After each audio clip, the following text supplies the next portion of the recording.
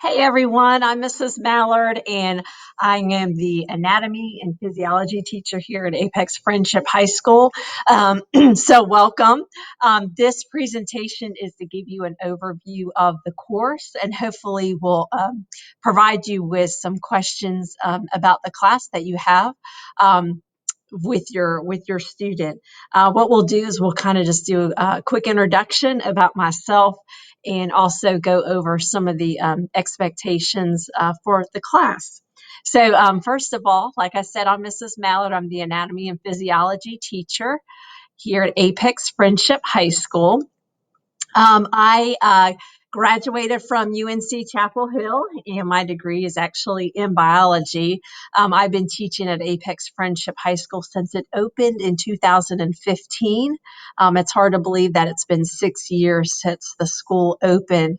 I spent 7 years teaching at Cary High School, and then when I had my daughter, I took some time off, but while I was at home with her for 5 years, I did ironically, I taught online for Wake County. I taught the students who got long-term suspended from Wake County schools, and I taught them biology. And of course, I've been at Apex Friendship since 2015. And I would have not even imagined that I would go back to doing some online teaching like I did many years ago. So here we are. I am married and I have a daughter. My daughter started middle school this year. So those of you who have students who are transitioning from kind of one level to the next, I definitely empathize with you since my daughter has started middle school during all of this as well. So let's go ahead and transition into the course itself. So the best way to reach me is through email. So there's my Wake County email address. Usually when parents email me, I get back to them within 24 hours. Just be aware if you're emailing me and if it's after 3 o'clock, the end of the workday, just realize I'll probably get back to you the next day. I don't check my email when I go home. So if you're sending an email at 7, 10 o'clock at night, I will get back to you the following day. The other thing that I'm going to do is I gave a parent survey out to the students, and that is how I have collected parent contact information. What I have done with that information is I have created basically an email contact list. And so the goal is that every Friday I will send a weekly email just letting you know what we've covered in class, what the upcoming due dates are, and just any other information that's pertinent about the school that I think is important. I'll be passing along in those weekly emails. The other thing I put down there is the sign up for Remind. So if you will text that code AF Anatomy to 81010, that will sign you up for Remind messages. Some of you might feel like you need to get the Remind messages because you need to kind of stay on top of your kid with work. So you're more than welcome to sign up for the Remind. And usually with the Remind, once again, usually once a week, I'll send out reminds to students saying, hey, we got a test coming up on Wednesday, or hey, that assignment or that project is due Friday. And so I use Remind just to provide information as well as, reminders and updates about the class. So I do have some of my classes are honors and some of my classes are academic. And so what I did is I just kind of showed the breakdown there, the difference between the honors class and the academic class. If you'll notice, the honors class has more of an emphasis on those major assessments, whereas academic is split between the major and minor. Major assessments are going to be like a traditional end of unit test or a project. Minor assessments are going to basically be classwork. So there's kind of the breakdown between honors and academic. As far as late work goes, given the unusual circumstances of kind of this school year, I'm accepting late work without penalty. So I'm not going to deduct, like 10 points a day. Just students, all of my students are kind of have different circumstances. We've got kids, their internet goes out, or they're having to babysit a younger sibling. And so I want to make sure that there's maximum amount of flexibility for students to get their work done and turned in. I have told students that for each assignment, I do have a due date, just to kind of provide that structure. But if they do turn it in late, I'm not going to penalize them. This is a double-edged sword because it provides students with flexibility. However, you have some students that'll say, well, Miss Mallory will accept it late, so I can turn it in later. I can turn it in later. And before you know it, they've dug themselves a hole and they've got like 10 or 15 missing assignments. And that really puts a lot of stress on students. So this is a double-edged sword. I want to make sure I'm providing maximum flexibility for students, but also the other side of that is students should be kind of keeping up with their work each week. The other thing that kind of ties along with that is I will be updating grades in PowerSchool once a week. Usually it's going to be on a Sunday. If I'm ahead of the game, it might be on a Friday, but grades will always be updated once a week. It's a terrible feeling to have a teacher who doesn't put in grades for 2 or 3 weeks, and then all of a sudden, as a student, your grade goes from a 90 to a 60 overnight, and that's not fun for anyone. So usually what I'll do is I'll update grades once a week on Sunday, and then I'll send out a remind message letting students know, hey, I've updated grades in PowerSchool, and just reminding them to check their grade. Um, I've got over 90 students, and so sometimes I'll make a mistake typing in a grade. And so it's important for students to double check, hey, I got a 90 on this assignment, and Miss Mal, you accidentally typed it in as a 70.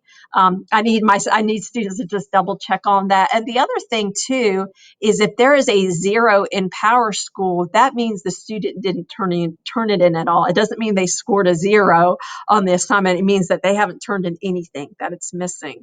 And so once again, if those zeros start to pile up, the students will start seeing that in their grade.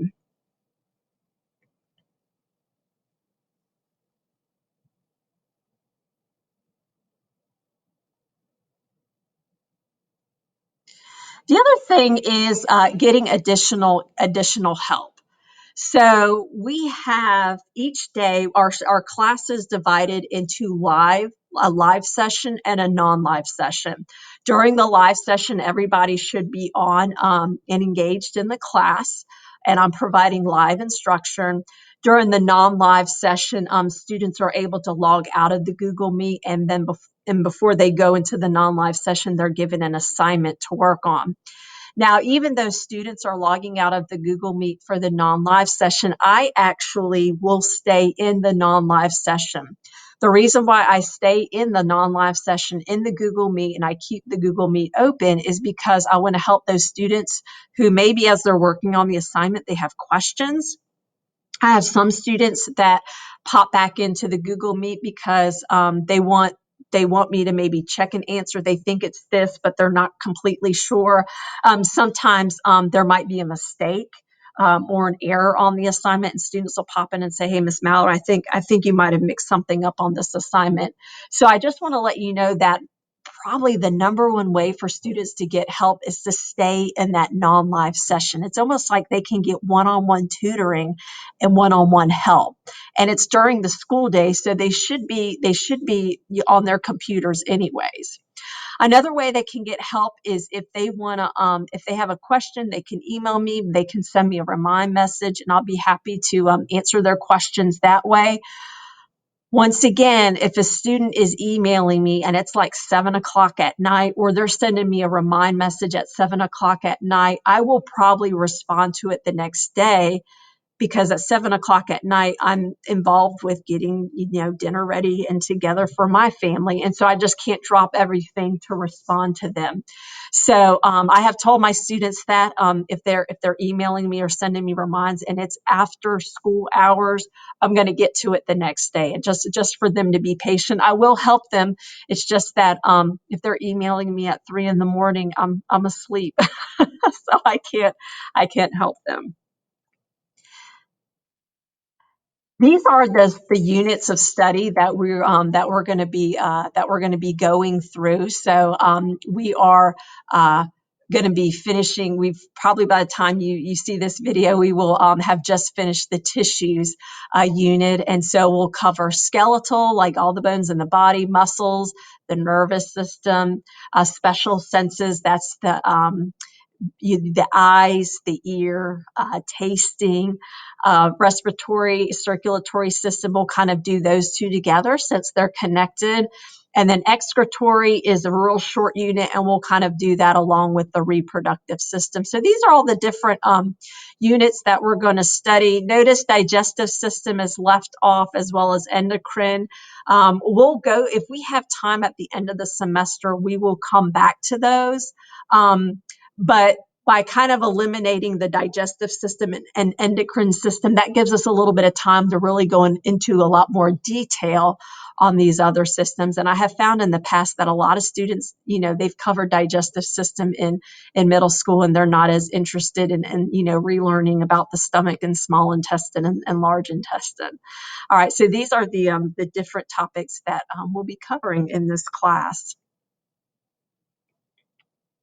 One last thing I wanted to go through is I wanted just to kind of give you a preview of what students basically kind of need to know about with Google Classroom. So I did want to just do like a quick little run through of Google Classroom. So let's go ahead and shift gears here.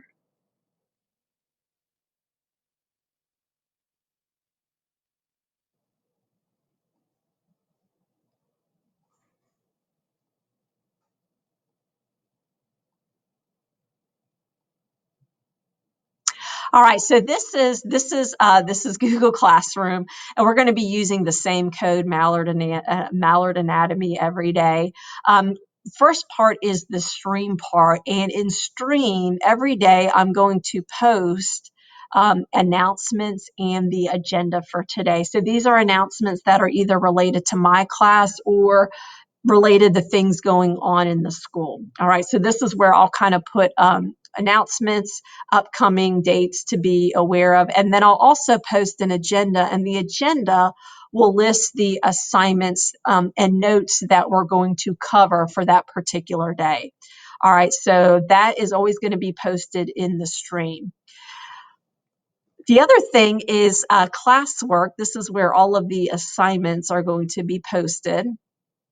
And what you'll notice is that everything will be under a date. So let's say, for example, for whatever reason, your student missed January 25th. Well, they can come under classwork. They can see January 25th, and they can see all of the things that we did on January 25th. So here are the notes. They will be able to get the notes. I have the notes, just the slides, just the Google Slides by themselves, and I will always put the notes with me narrating the notes. So the video here are the notes, but it's me with voice, like voiceover, talking about the notes. So if they miss class, they can either just get the Google Slides, or they can actually rewatch or watch, the video. And if they need to review a lesson, they can rewatch the video here as well. So the notes are in just the slides and then the video. The assignment, you can see I've got an assignment here.